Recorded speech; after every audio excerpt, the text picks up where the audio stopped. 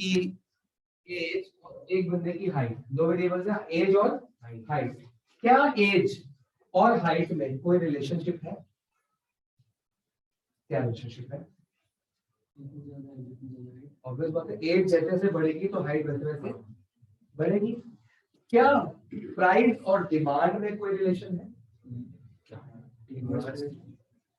क्या प्राइस और सप्लाई में कोई रिलेशनशिप है? तो इन तरह के हम मतलब रिलेशन के लिए हमको कितने वेरिएबल्स कम से कम चाहिए? दो। क्योंकि अगर एक लेंगे तो रिलेशन किसमें निकालेंगे? कंपेरिजन करना हमको दो वेरिएबल्स और दो से ज्यादा भी सकते हैं, हमारे सिर्फ दो ही है। एक चीज के दो सारे की कम वो भी तो अगर हमने किसी कोई डिस्पर्जन या मीन या कोई स्टैटिस्टिक निकाल रखा डाटा है तो एक साल और 2 साल को कंपेयर करना रिलेशनशिप में, ठीक है। बट यहाँ पे वो कंपैरिजन नहीं आएगा, यहाँ पे कंपैरिजन की बात नहीं हो रही, यहाँ पे रिलेशनशिप की बात हो रही है कि कोई भी चीज आपस में एक्स और वाई कितने ज्यादा रिलेटेड है और कितने कम रिलेटेड है, नेगेटिवली रिलेटेड है कि पॉजिटिव। पॉजिटिव रिलेशनशिप होता है कि दोनों एक साथ बढ़ेंगे या दोनों एक साथ घटेंगे, सप्लाई का और प्राइस बढ़ता है सप्लाई बढ़ती है, प्राइस घटता है सप्लाई घटती है। और पॉजिटिव सॉरी पॉजिटिव हो गया, नेगेटिव क्या हो गया? एक बढ़ेगा और एक कम होगा, एक कम होगा दूसरा। इनवर्स को नेगेटिव बोलते हैं और direct price and demand positive बोलते हैं। तो आपका अगर आंसर माइनस में आता है तो आप बोलोगे नेगेटिव रिलेशनशिप मतलब इनवर्स रिलेशनशिप, और आंसर प्लस में आता है तो डायरेक्ट रिलेशनशिप और पॉजिटिव। लेकिन आपको खाली इतना ही करना है, तो क्वालिटेटिव स्टेटमेंट होगी ना, आपको एग्जैक्ट बताना है कितना रिलेटेड है, ठीक है। वो डिग्रीज होती है, दो बातें होगी, एक होगा पॉजिटिव या नेगेटिव मतलब डायरेक्ट या इनवर्स, एक होगा डिग्री। तो आंसर कैसे लिखा जाएगा? It is a positively correlated with degree है। 5 तरह की डिग्री आपको मेन में देंगे हम, उससे आपको पता लग जाएगा, ठीक है। चैप्टर समझ आया करने वाले। अब इस कोरिलेशन को निकालने के लिए 3 मेथड्स होते हैं। फर्स्ट मेथड है ग्राफिकल मेथड, जो आज हम कर लेंगे, खत्म भी कर लेंगे। सेकंड मेथड है जो आज शुरू भी कर लेंगे, Karl Pearson's coefficient of correlation. Third method होता है रैंक कोरिलेशन। थर्ड मेथड में अभी सिलेबस में आपका सिलेबस चेक कर लो एक बार, है कि नहीं है। लास्ट ईयर कर दिया था एक्चुअली, तो किसी के पास है सिलेबस सीबीएसई का तो निकालो, उसमें चेक करो कि कोरिलेशन में गिवन हमको पढ़ना क्या क्या है, उस हिसाब से मैं शुरू करता हूं। तो क्या पढ़ाऊंगा और चैप्टर देखो सिलेबस से करो।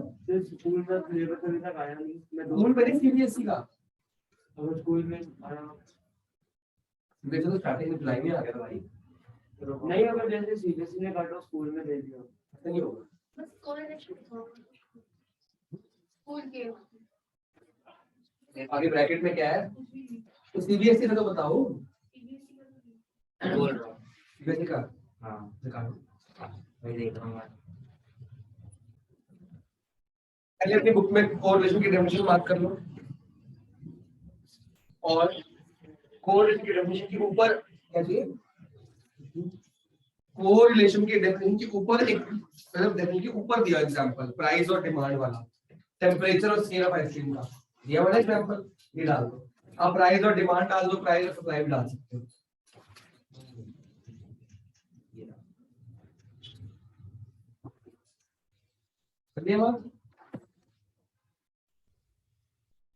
सेकंड पेज के भाई definition meaning of correlation second page पे लिखी है। हां जो पहले मार्क किया वो नहीं था, इसके ऊपर इसका एग्जांपल दिया, ऊपर चेक करो, देखिए ना टेम्परेचर और सेल ऑफ आइसक्रीम, टेम्परेचर बढ़ेगा तो आइसक्रीम की स्केल सेल बढ़ेगी। नीचे है कोरिलेशन कॉजेशन रीड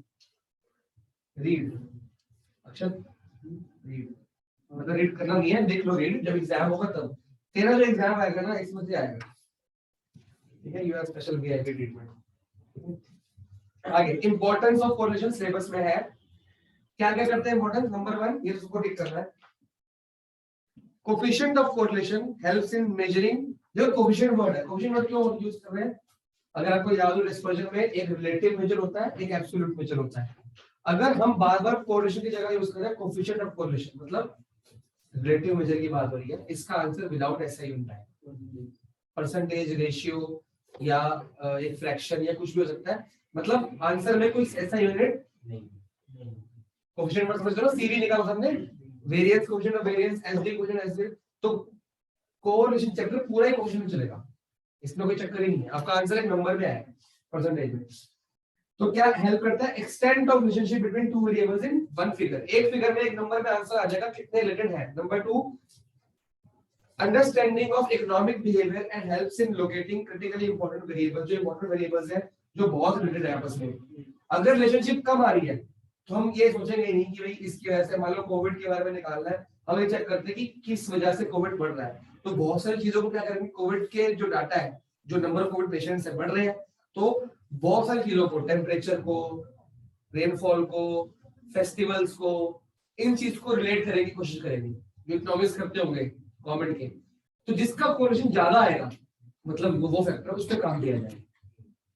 फिर हमने रिलेट किया होगा, हमने देखा कि जब जब लोग इकट्ठे होते हैं कोविड फैलता है, तो मतलब फेस्टिवल्स के ऊपर आ गया कि फेस्टिवल ज्यादा तो कोविड ज्यादा, इस तरह से निकाला जाएगा। तो बहुत सारे वेरिएबल्स को कोविड से रिलेट करने से हमको एक आंसर निकलेगा कि कौन सा, जिसका आंसर बहुत पॉजिटिव आ रहा है, मतलब ये रिलेटेड आपस में रिलेटेड है, हम उसके ऊपर काम करेंगे। तो जब फेस्टिवल सीजन आएगा तो लॉकडाउन लगा देंगे, जैसे अब वीकेंड कर्फ्यू चल रहा है, अब तो खैर कोविड का पीक निकल गया तो डाउनफॉल जा रहा है आगे। When two variables are correlated then the value of one variable can be estimated given the value of another। जब दो बंदे कोरिलेटेड हैं, आपको बच्चों से मैथ्स फॉर्मूला आता है कि ये इनटू ये, अगर मान लो अगर area of square, area of rectangle निकाल, length into breadth is equal to area, तो लेंथ और ब्रेड्थ आपस में सेम है। लेकिन वो कह रहा है अगर आपको एरिया पता हो और लेंथ पता हो तो ब्रेड्थ निकाल सकते हो। वही काम वो कह रहा है, अगर दो बंदों का कोरिलेशन पता है और एक वेरिएबल पता है, दूसरा वेरिएबल निकाल सकते हो, नहीं निकाल सकते, मतलब आंसर पता है और एक एक्स पर तो वाई निकल जाएगा। आगे, कोरिलेशन फैसिलिटेट्स डिसीजन मेकिंग। भाई फैसला लेना, क्या करना है क्या नहीं करना, फ्यूचर प्रोस्पेक्ट्स के बारे में फोरकास्टिंग करने में हेल्प करता है। इसके अलावा और भी आप कहानी बना के लिख सकते हो, ठीक है, थ्योरी भी इंपॉर्टेंट है। टाइप्स ऑफ कोरिलेशन, डिटेल में नहीं जाना, छोड़ दो छोड़ दो छोड़ दो, सब छोड़ दो। आ जाओ डिग्री ऑफ कोरिलेशन, यहाँ पे आएंगे degree of correlation. Perfect correlation, zero correlation, सबकी थ्योरी दे रखी है, सब खुद पढ़ लेना, मैं डायरेक्टली आपको डिग्री का चार्ट दूंगा। हेडिंग डाल लो कॉपी में, डिग्री ऑफ कोरिलेशन।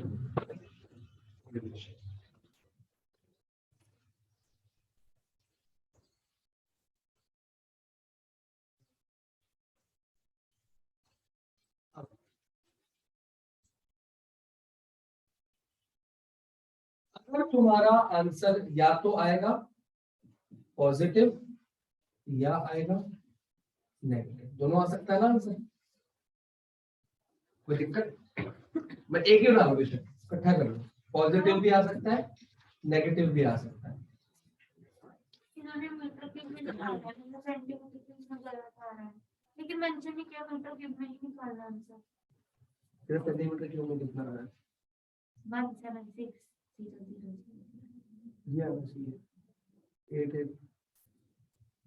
इन्होंने पूरा कर दिया, मैंने पूरा नहीं किया थी। तो पूरा सॉल्व तेरा 7 नहीं आता। हां फिर मेरा वही आ रहा था पूरा। अब कौन में 7 हां यही आ रहा था। तो ठीक है छोड़, अब मैंने 7 किया था लेकिन फिर मैंने इनका भी नहीं कट रहा 7, क्योंकि इन्होंने पहले सॉल्व किया फिर इनको 14 किया, मैंने स्पेसिफिक करा फिर इनको 14 करके 7 2 का। तो क्या दिक्कत, तो मीटर सेंटीमीटर क्यूब में निकाल के बोला उन्होंने? नहीं लेकिन इन्होंने फिर मीटर क्यूब में निकाल दिया ना, कैसे पता चलेगा? नहीं बेटा हाइट मीटर में है, 1 सेंटीमीटर में है, तो मैंने तो सेंटीमीटर में निकाल दिया उसको। हां इन्होंने भी सेंटीमीटर में अब तो उसको सेंटीमीटर क्यूब में चल रहे थे, क्या दिक्कत है? इनसे मुझे कैसे पता चलेगा? तो आंसर निकाल इसको इनटू, इसमें ना इसके आंसर में 60 मल्टीप्लाई करके देखते हैं आंसर आ रहा है, तेरा आंसर 0 आ रहा है।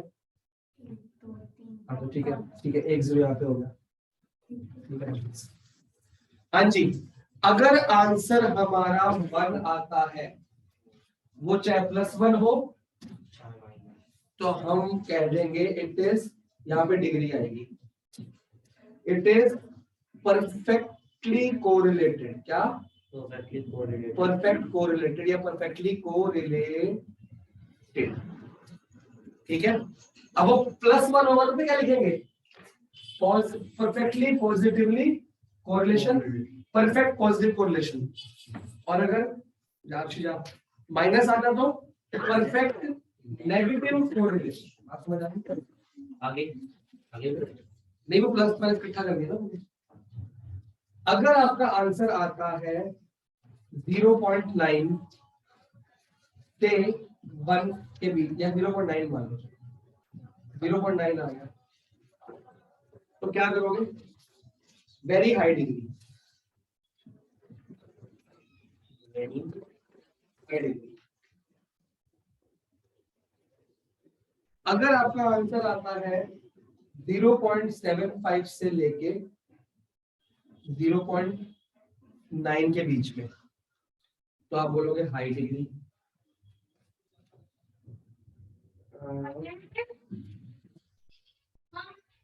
हाई डिग्री, खाली हाई डिग्री, ठीक है।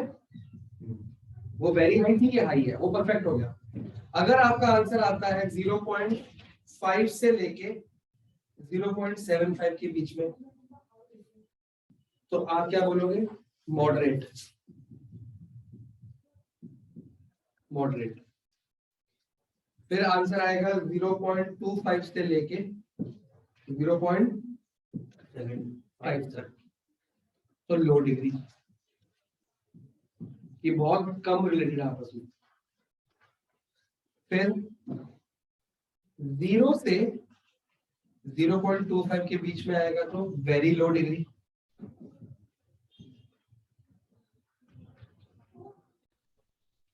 और लास्ट में अगर आंसर 0 आता है, 0 का मतलब है नो रिलेशन, नो कोरिलेशन। की कोई रिलेशनशिप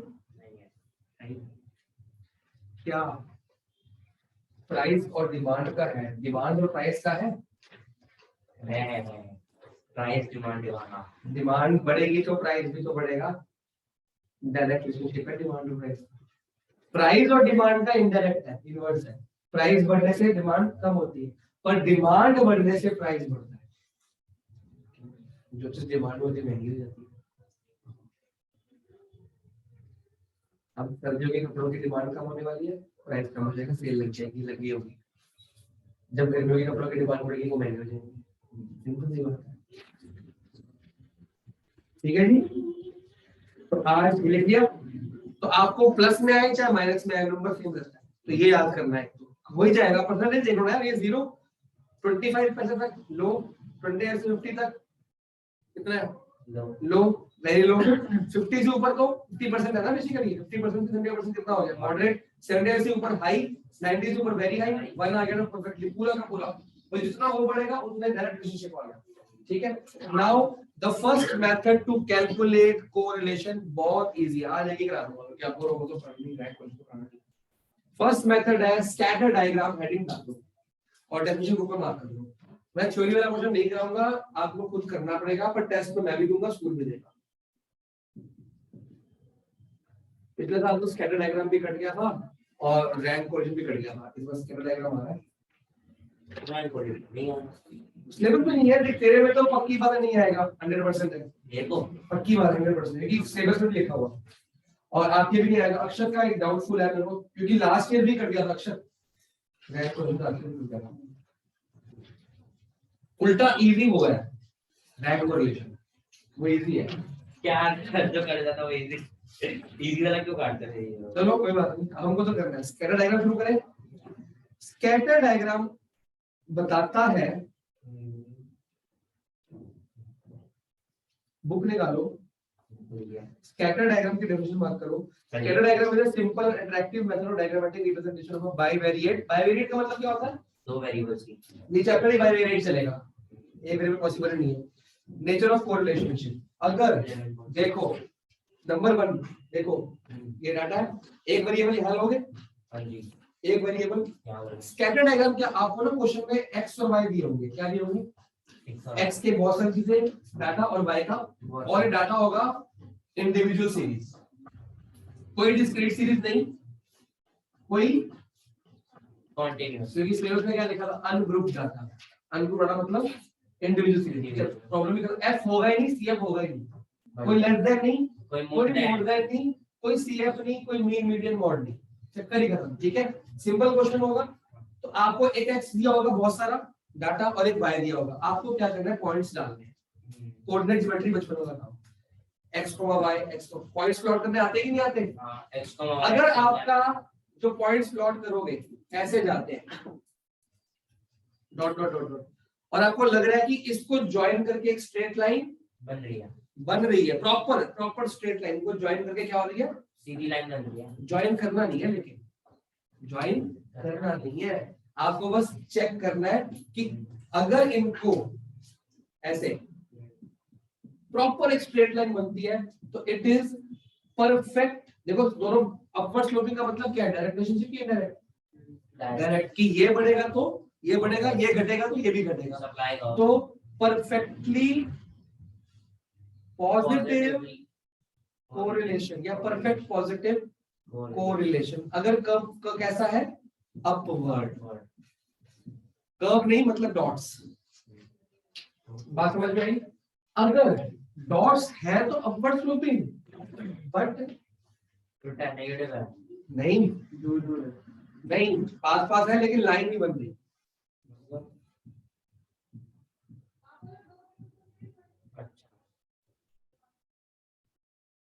लाइन नहीं बन रही लेकिन दिख रहा है कि अपवर्ड स्लोपिंग जा रही है। और अगर मैं लाइन बनाना चाहूँ तो बीच में लाइन बन जाएगी, ये लाइन के पास पास है दूर दूर है, पास पास हो गई। लाइन के पास मान लो बीच में डालो, ये लो बहुत करना देख गया। तो ये अगर लाइन बनती तो लाइन के पास है दूर है, पास है। तो हम यहाँ पे लिखेंगे हाई डिग्री, हाई ना positive negative, positive high degree positive, बहुत पास होंगे और थोड़े से दूर होंगे वो हाई होगा। और यहाँ पे डिटेल में आपको जाना है, देखो बुक में लिखा भी हुआ है, ये हाई आ गया, यहाँ पे वेरी हाई आएगा जो है ही नहीं, वो न्यूमेरिकल में आएगा 0.9 ठीक है। नंबर 3, अब इसमें पॉजिटिव की बात चल रही है, ये भी पॉजिटिव था, अपवर्ड तो पॉजिटिव, अपवर्ड तो पॉजिटिव। अब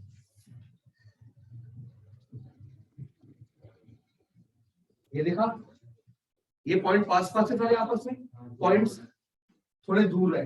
अगर मैं एक लाइन बनना चाहूँ तो लाइन ऐसे बनेगी, लाइन से क्या है काफी दूर है, तो लो डिग्री, लेकिन कर्व क्या है, पॉजिटिव, क्योंकि क्या है अपवर्ड।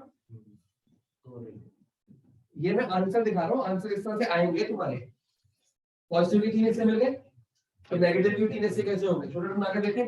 अगर प्रॉपर एक लाइन बन जाती है क्या लिखेंगे, परफेक्ट नेगेटिव कोरिलेशन, नेगेटिव, कोई दिक्कत?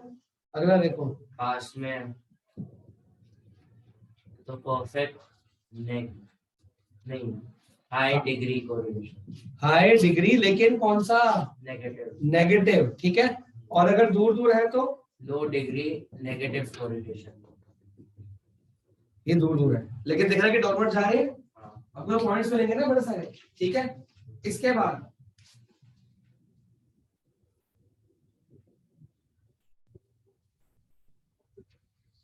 अपवर्ड है कि डाउनवर्ड है, डाउनवर्ड, कैसे, अपवर्ड भी डाउनवर्ड भी है, सब कुछ ही है, क्या करें? हाँ 0, अगर अपवर्ड कर्व है तो पॉजिटिव, डाउनवर्ड कर्व है तो ये सुना, अपवर्ड है डाउनवर्ड है तो नो कोरिलेशन। साथ में बुक में एक और बना हुआ है पैराबोला, नो कोरिलेशन, अगर अपवर्ड है डाउनवर्ड है, एलिप्स आ गया तो नो कोरिलेशन, सर्कल आ गया तो नो कोरिलेशन, आएगा नहीं, लेकिन मैथ्स नहीं है ना, ठीक है। इसको नोट करने की जरूरत नहीं, बुक में है ही है, ठीक है ना। मार्क बुक, हाँ मार्क सारे कर लो। एग्जांपल नंबर 1 करेंगे, मिटा लूं, ये तो मैं स्क्रीन के लिए वीडियो बना रहा हूँ, शायद वो देख ले इस उम्मीद में, बनाने की उम्मीद में देख ले बेचारा। मेरे तो काम आनी है वीडियो, मेरे को तो आगे बहुत काम आनी है। एग्जांपल 1, यस सर,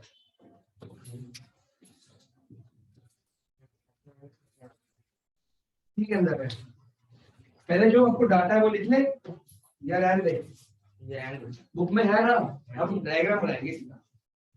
इजी काम करते हैं ना। अच्छा, आपने यहाँ पे क्या लिया, देखो ये x, देखो एग्जाम में करना क्या है, इसको लिखोगे x या स्मॉल x लिखो, ये क्या है y।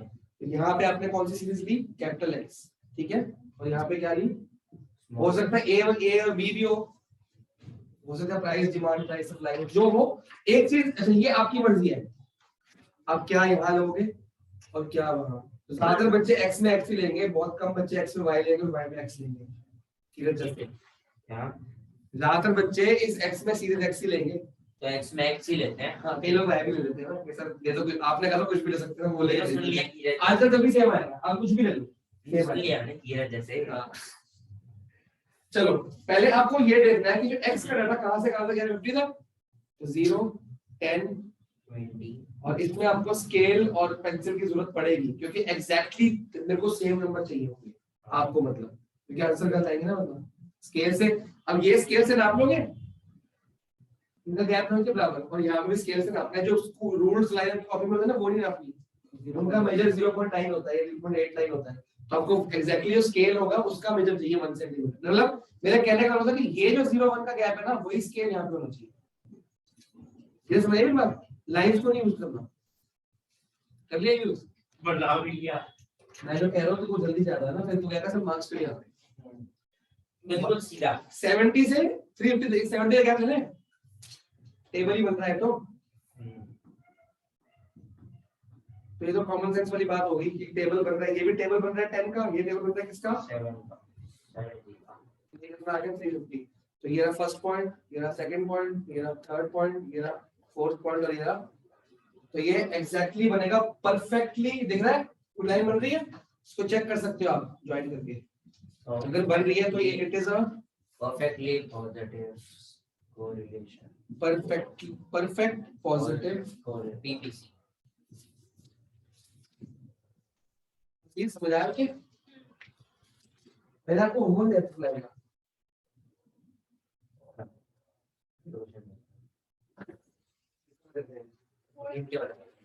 थोड़े से रहते थोड़े से वही को थोड़े से का मतलब तो मालूम, मेरे 5-6 हो गए। और इसका पेज नंबर लास्ट में अलग से बन गया। कार्ल पियर्सन लिख तो रहा हूं, कोएफिशिएंट ऑफ कोरिलेशन फॉर्मूलास। चलो सबसे पहला जो मेथड है वो है एक्चुअल मीन मेथड। मैं फॉर्मूले सारे लिखवा दूंगा लेकिन करना कौन सा बता दूंगा। इसके 3 फॉर्मूले हैं, इसी फॉर्मूले के अंदर 3 फॉर्मूले हैं। अच्छा इसको डिनोट कैसे करते हैं, स्मॉल r से, कि r इक्वल टू क्या, ठीक है, r मतलब रैंक कोरिलेशन या कोएफिशिएंट ऑफ कोरिलेशन एक ही बात है। r equal to sigma capital dx capital dy upon, book में अलग फॉर्मूला है, ठीक है, बुक के फिर अपने लिख लेना, फिर बाद में परेशान होगे, हम से कुछ भी कर लोगे, अगर बाद में परेशान होते हो कैसे, बुक के मेथड से कर लिया, आपने समझ नहीं आया, फिर कॉपी में समझ नहीं आया, बुक के कुछ और दे रखा है, बुक में वैसे कुछ और ही होगा, n इनटू या n के साथ मल्टीप्लाई स्टैंडर्ड डेविएशन x की स्टैंडर्ड डेविएशन y की। ये फॉर्मूला तब लगाना है जब स्टैंडर्ड डेविएशन 0, मतलब फिर कौन दिमाग खराब करेगा स्टैंडर्ड डेविएशन निकाल के फॉर्मूला लगाए, इतना टाइम नहीं होता। डी है, डी तो पता नहीं तुमको, हां अच्छा डी कैपिटल डी कैसे निकालते थे, x मीन माइनस x बार, ये और कैपिटल डी y की कैसे निकालोगे, y माइनस y बार, लिख लो। हाँ चलो मेरे को लगा इसमें कुछ और ही होगा। और r ये कौन सा लिखवा रहा है? इसी का ही है बेटा, अगर स्टैंडर्ड डेविएशन दी है तो ये यूज कर लो, और अगर नहीं दिया है तो इजी फॉर्मूला हो जाएगा dx dy।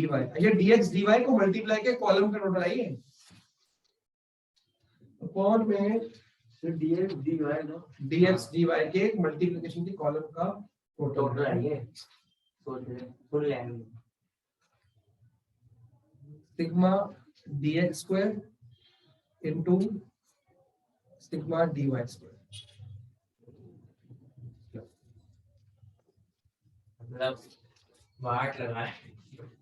अच्छा xd का फॉर्मूला क्या होता है, एचडी का x का sigma sigma dx square upon में n, n उसका रूट भी तो होगा। हाँ सिग्मा डी स्क्वायर नहीं होगा। वो dx, अब x और y दो वेरिएबल्स आ गए और स्टैंडर्ड डेविएशन निकालने के लिए ये क्या हो गया, सिग्मा dy अपॉन में n। बस वो x और y अलग से आ गई, वो दो d हो गए ना। देखो अगर ये दो चीजें मैं इस फॉर्मूले में पुट कर दूं, यहाँ पे ये आ जाएगा और यहाँ पे ये आ जाएगा, तो दो रूट के अंदर दो बार n आ गया, यहाँ भी रूट n, यहाँ भी root n, root n into root n कितना हो गया, खाली है, n से n क्या हो गया, कट गया, क्या बचा, सिग्मा dx स्क्वायर और सिग्मा dy स्क्वायर और रूट। तो ये यही फॉर्मूला है, बस मॉडिफाई किया है। अगर ऐसे डायरेक्टली गिवन हो तो ये लगा लो, ना गिवन हो तो ये लगा लो, लेकिन ये लगाना ही नहीं ना, छोड़ना है। ये हम तब करेंगे जब बहुत परेशान हो जाएंगे। सेकंड मेथड है आपका डायरेक्ट मेथड, छोड़ दो, dx dy करते हैं।